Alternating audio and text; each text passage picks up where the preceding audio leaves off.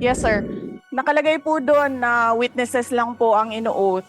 Sabi niyo po ngayon sa amin, resource persons kami.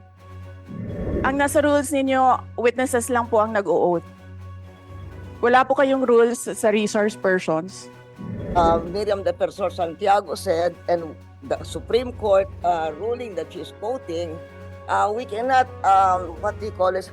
We cannot just trivialize. Kasi you're just a witness. You're a witness. Pareho na rin yung witness, resource person. They are not the same. The Supreme Court says they are not the same.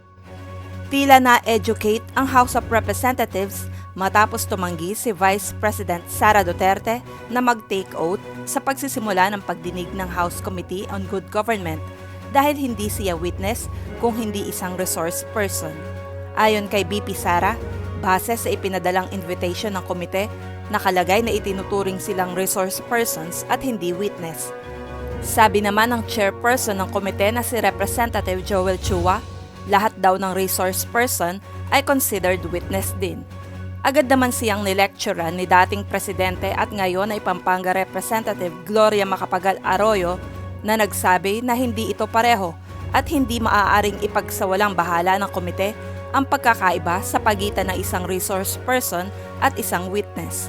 Inilatag nito ang naging pahayag noon ni dating Senador Miriam Defensor Santiago at ang desisyon ng Korte Suprema. Samantala sa gitna ng pagdinig, makikitang nilapitan ni Vice President Sara Duterte ang dating Pangulo upang sabihin na huwag magpaka-stress sa nangyayari at kaya nito ang kanyang sarili. Si dating Pangulong Gloria Arroyo ay kilalang kaalyado ng mga Duterte. Mr. Chair, Yes, the Honorable Vice when you President. sent a letter to the Office of the Vice President, you attached a copy of the rules Okay. in aid of legislation. Yes po. Yes, sir. Nakalagay po doon na witnesses lang po ang ino-oath. Sabi niyo po ngayon sa amin, resource persons kami. Ang ano po considered as resource person po. Ang ano po. Kayo po.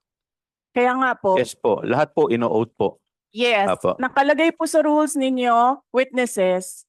Nakalagay po dito ngayon sa table, resource persons. Lahat po considered as resource person and witness. Lahat po naman kayo, lahat resource person pa eh. Wala pa naman po tayong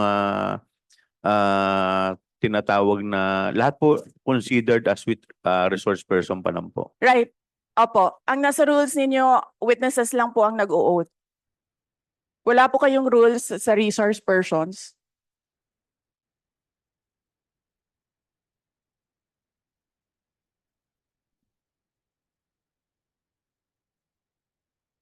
Ma'am, ano lang po yun eh. Yung term lang po yun eh. Pero considered as a resource person din po kayo eh. Yes, sir. Resource persons nga po Kayong nakalagay witness dito. din po at saka resource person po. Hindi niyo po sinabi na witness ako. Sinabi niyo po dito ngayon, resource persons. Ang nakalagay po sa rules ninyo, witness. Comsec, ano po yung pinadala po ninyo? Yun pong rules in aid of legislation.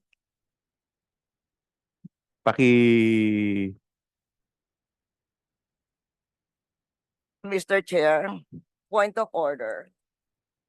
What is the point of order of the Honorable Congressman This issue about Macapagal? witness, resource person, etc., etc. Ma'am, pakilakas lang po, hindi po marinig. Persons and accused has been taken up in previous legislative inquiries in aid of legislation.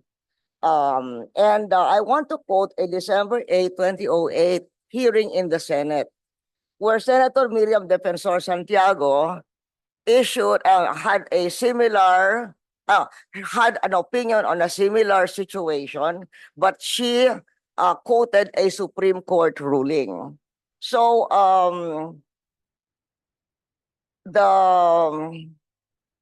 the Constitution provides that no person shall be compelled to be a witness against himself.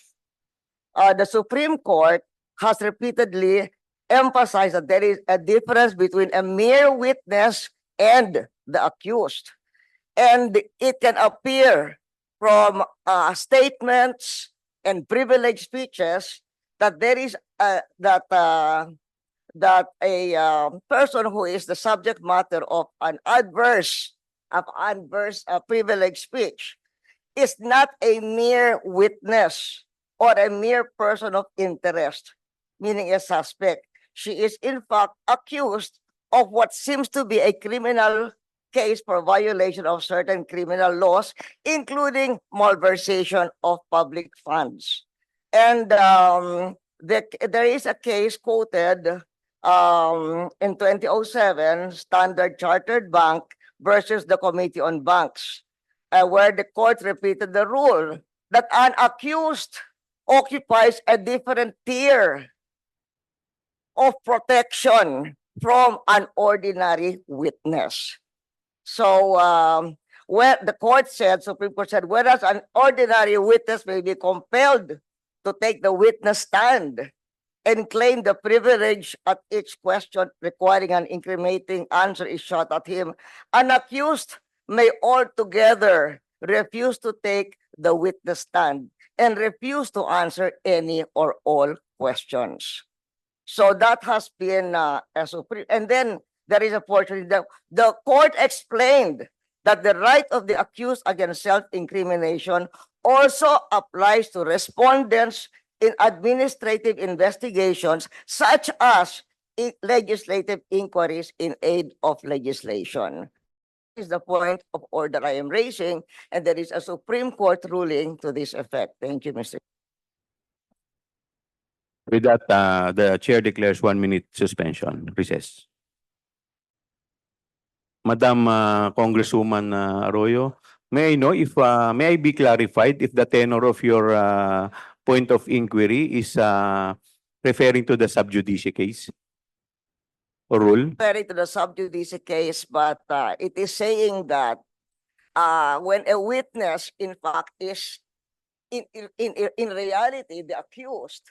Ma'am, pakilakas po ng konti. Medyo hindi ko po... What he's saying is that if by the, by the nature, for instance, of the privileged speech, if the witness is not a mere but the person being asked is not a mere witness or a mere person of interest, he is in fact the accused of what seems to be a case including malversation of public funds. And the court repeated the rule that an accused occupies a different tier of protection from an ordinary witness. So from given what Miriam Defensor Santiago said and the Supreme Court ruling that she's quoting, we cannot we cannot just trivialize. Kasi you're just a witness, you're a witness. Pareho na rin yung witness, resource person. They are not the same. The Supreme Court says they are not the same. And somebody who appears to be the accused has a different tier of protection from a witness. And in fact, can refuse to take the witness stand. Congressman Flores, you're recognized. Mr. Chair, this is an inquiry in aid of legislation and no one is technically accused of any wrongdoing here, Mr. Chair. Mr. Chair, look at the speech. Ma'am, Look at the please, speech, Mr. Chair, ma'am, the privilege. please wait to be Mr. recognized. Chair, may I request a Wait, one I will, recess? 1 minute. 1 minute Thank recess you. declared by the chair.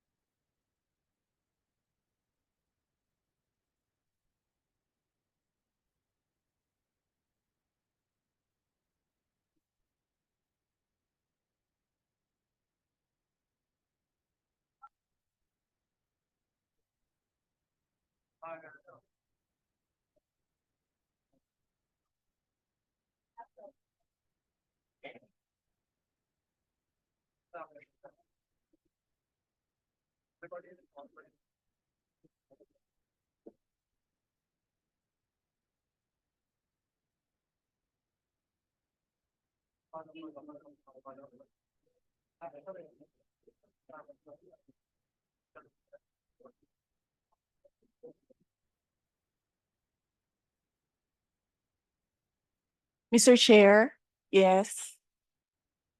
Mr. Chair, Session resumes. Mr. Chair, may I speak? You will be given the opportunity later, Okay. Madam Vice President.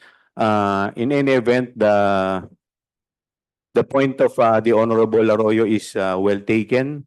But we will proceed to the oath taking. If the Vice President refuse to take her oath, we will respect that.